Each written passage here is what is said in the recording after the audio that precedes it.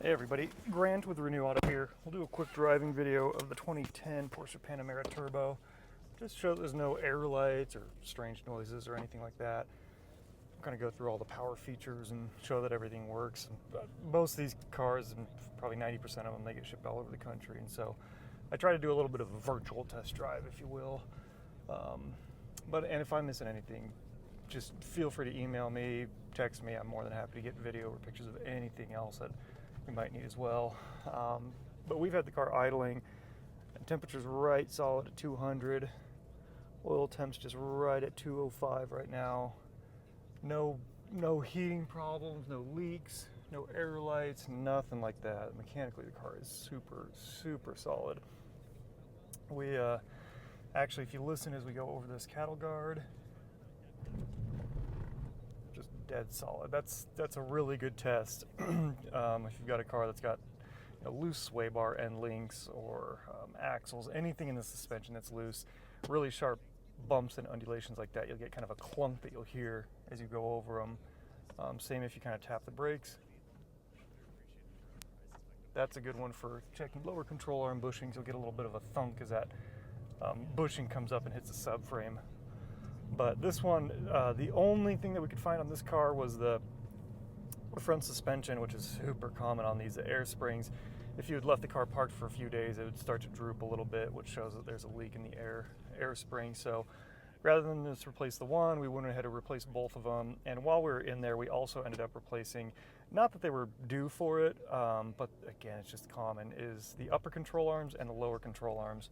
That's another one on these Panameras that they make a lot of noise. They wear out really fast because you've got a big V8 powerful engine over the top of them and hitting bumps. And so we were in there for the air springs. It was overlapping labor. Figured, hey, just make it right. It'll be one thing that the next steward doesn't have to worry about. So new upper, lower control arm bushings, new air springs up there. Went through, serviced the car. I mean, just perfect. Idles perfectly smooth.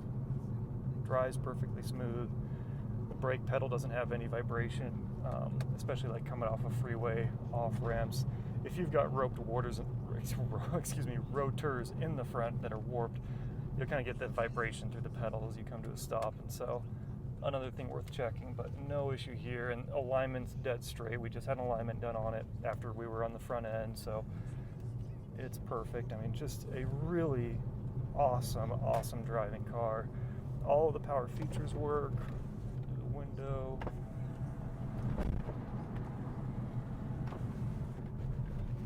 And back windows both work.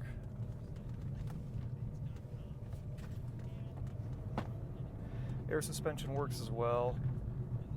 It's sport there, so you can put it up into comfort. Heated and cooled seats. HVAC works as well, which is very welcome. It's almost 100 degrees here in St. George today, so hugely appreciate the air conditioning working. Luckily, none of this leather is starting to peel. It's all in great shape. Headliner isn't sagging. All Alcantara across the whole entire headliner. Sun visors. So there might be a little piece of that plastic surround that's missing on this headliner, but otherwise, absolutely perfect. Check the sunroof.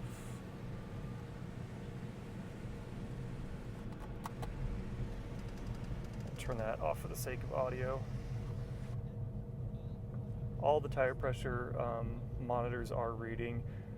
Those are really common to go out. Again, just from age, the battery in each little tire sensor goes out, and they're super expensive to fix. So as you're shopping for these, if you see a little TPMS light, don't let the dealership tell you, oh yeah, we just got to put air in the tire.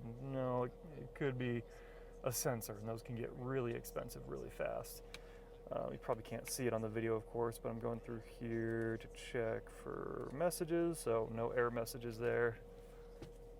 All the lights work. We did a lap and made sure we checked all of those. You do have your owner's manuals included.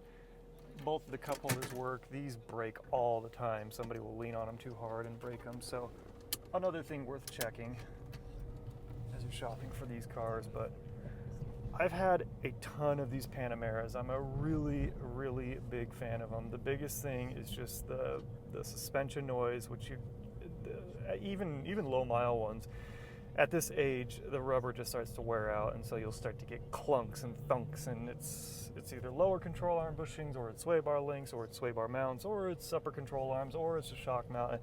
It can kind of be a lot of things, and so that's why if you're shopping for this chassis, check for noise if you can. You know, if you're shopping remote and you can't drive the car yourself, get a video, you know, talk to that seller and make sure that they check for that, because it's very, very common. Air suspension, also pretty common. Not the end of the world, but it can be expensive to get the air suspension fixed. And the best thing there is just, like I said, we noticed, park it for a few days, let it sit, and see if one of the ends or the corners starts to sag, because that'll tell you.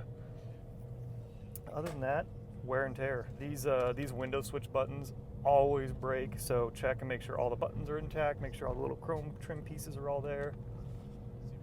But other than that, if you maintain these cars, they're amazing.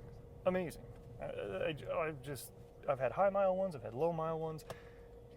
Across the board, they're just beautiful, beautiful driving cars. Very quick too. We'll give it a little bit of goose here, just to show that there's no misfires or hesitation in the rev range or anything. We're in the downtown area of St. George, so we're not going to do 100 miles an hour or anything crazy, but very, very strong motor. No leaks from the turbos or anything. It's got all of the boost there.